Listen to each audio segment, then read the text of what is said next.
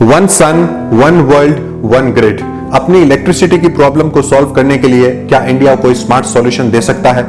बिल्कुल दे सकता है और इसकी प्लानिंग भी हो चुकी है। हम ज्यादा लंबे समय तक फॉसिल फ्यूल, नेचुरल गैस या फिर कोल पर डिपेंड नहीं रह सकते। आज के इस व्लॉग में मैं आपको बताने वाला हूं इंडिया किस तरह से पूरी दुनिया को सोलर एनर्जी से कनेक्ट कर सकता है और पूरी वर्ल्ड में एक सुपर पावर भी बन सकता है, क्योंकि सोलर एनर्जी सबसे ज्यादा वहीं आ सकती है जहां पे सन सबसे ज्यादा इफेक्टिव हो। और सन सबसे ज्यादा कहां इफेक्टिव है इसका जवाब हम सबको पता है। तो इस व्लॉग के माध्यम से आज मैं आपको बताने वाला हूं कि इंडिया सोलर पावर के माध्यम से पूरी वर्ल्ड में सुपर पावर कैसे बन सकता है। तो कहीं जाइएगा मत, इस वीडियो से जुड़े रहिएगा और देखिएगा इंडिया कैसे पूरी वर्ल्ड को सोलर पावर का एक सॉल्यूशन दे सकता है। पूरी दुनिया को सोलर एनर्जी के माध्यम से जोड़ने का हमारे देश के प्रधानमंत्री का जो मंत्र है वो है वन सन, वन वर्ल्ड, वन ग्रिड। और इसके पीछे उनका विजन है दैट सन नेवर सेट्स। सूरज की रोशनी कहीं नहीं जाती, बल्कि सूरज हमें 24 घंटे रोशनी देता है। अगर एक वक्त पे एक जगह रात है तो उसी वक्त दूसरी जगह दिन भी है।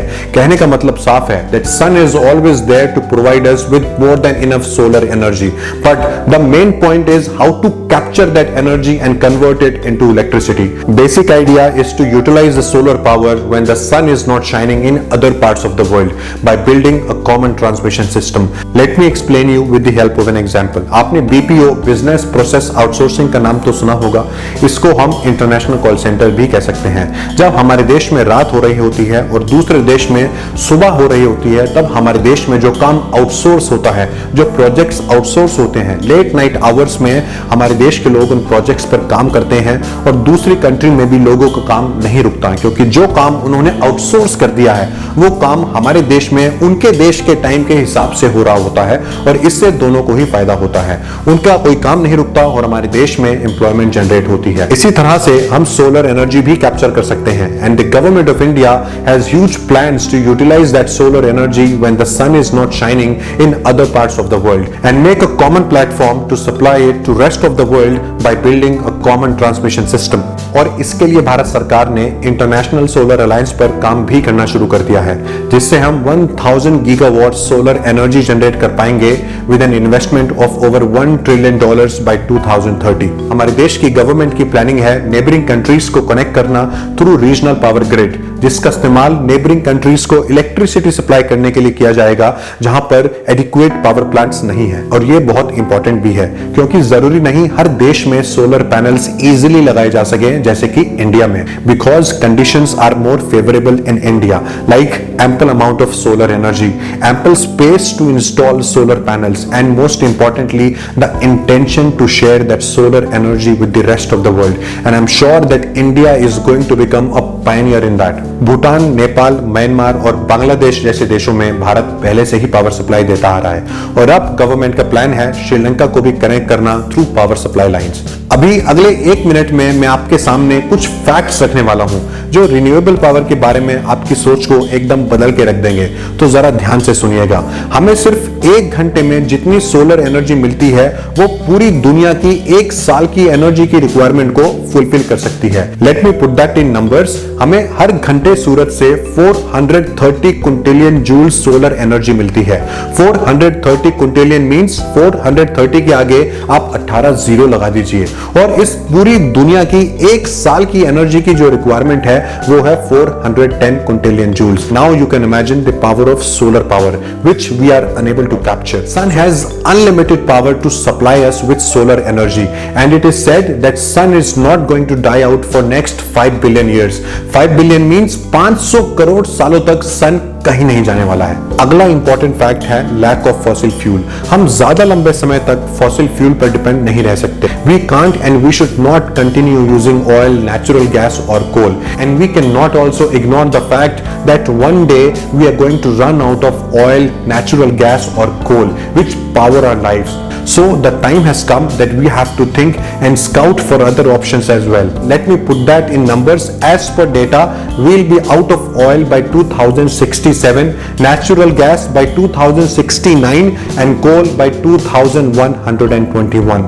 Now you can imagine the future. So the time has come that we have to think and scout for other options as well. साथ में हमें यह भी ध्यान रखना होगा कि फॉसिल फ्यूल को यूज करने के कॉन्सिक्वेंसेस बहुत खतरनाक भी हो सकते हैं। as burning non-renewable fuels makes the atmosphere warmer and burning coal is worse than using other energy sources. अभी हमारा ध्यान इस बात पर नहीं होना चाहिए कि हम और कितने सालों तक फॉसिल फ्यूल, नेचुरल गैस या फिर कोल पर डिपेंड कर सकते हैं, बल्कि हमारा ध्यान इस बात पर होना चाहिए कि और कितना क्लाइमेट चेंज ये प्लैनेट टॉलरेट कर सकता है। रिसर्चर्स का कहना है हम ऑलरेडी एक ऐसे पॉइंट पर पहुंच चुके हैं जहां पर एटमॉस्फेयर में पहले से ही जरूरत से ज्यादा कार्बन आ चुका है, जो कि ह्यूमन लाइफ के लिए सिर्फ डेंजरस ही नहीं बल्कि ह्यूमन लाइफ का दी एंड भी कर सकता है। अभी तो कोरोना वायरस ने एक छोटा सा झटका दिया है जिससे पूरी दुनिया हिल गई। Now just imagine global warming की वजह से अगर पूरी दुनिया की आइस मेल्ट हो जाती है तो फिर क्या होगा? It is a point of concern. We have to think seriously about the solar energy and we have to appreciate and contribute towards the solar energy, the project which is now being initiated by the government of India. There are two major problems. Number one problem is of batteries. Batteries एक बहुत बड़ा issue है क्योंकि हमारे यहाँ पर जो batteries बनती हैं वो बहुत कम सोलर एनर्जी को स्टोर कर पाती हैं। हमें ऐसी हैवी ड्यूटीज बैटरीज चाहिए जो ज्यादा से ज्यादा सोलर एनर्जी को स्टोर कर पाएं and which can be used even when it is not sunny. And the second problem is of solar panel. That is our inability to capture all the solar energy generated from the sun. पूरी दुनिया के कोने कोने से researchers research भी कर रहे हैं कि किस तरीके से हम बेटर सोलर पैनल्स बना सकते हैं जो ज्यादा से ज्यादा एनर्जी को कैप्चर करके इलेक्ट्रिसिटी में कन्वर्ट कर सकते हैं। अभी हमारे देश में जो सोलर पैनल्स बनते हैं वो सिर्फ 14% एनर्जी को ही इलेक्ट्रिसिटी में कन्वर्ट कर सकते हैं। So you can imagine that what is the task in front of us. We have such a huge task. If we really want to become the world leader in solar power then we have to think of innovative solutions. We have to contribute to the plans of the government of India and see how India will become the superpower. It is important that we keep trying to capture maximum solar energy and one day the time will come when we will be able to capture all the solar energy generated from the sun. It's just going to take some time, investment and a whole lot of innovation. So this was a small glimpse about the power of solar energy that I have presented before you. Now it is important that we start to use solar energy and stop depending on fossil fuel, natural gas or coal. It is not just dangerous for the atmosphere, it is dangerous for the humanity as well. So please do think about it. अगर भारत पूरी दुनिया को solar energy के medium से connect करने में कामयाब हो जाता है तो हमें सुपर पावर बनने से कोई नहीं रोक सकता। हम सबको सोलर एनर्जी दे देंगे because we believe in the power of sharing and caring. If you like this vlog then please do like and share it and subscribe to this channel by hitting the bell icon. Thank you and God bless you all.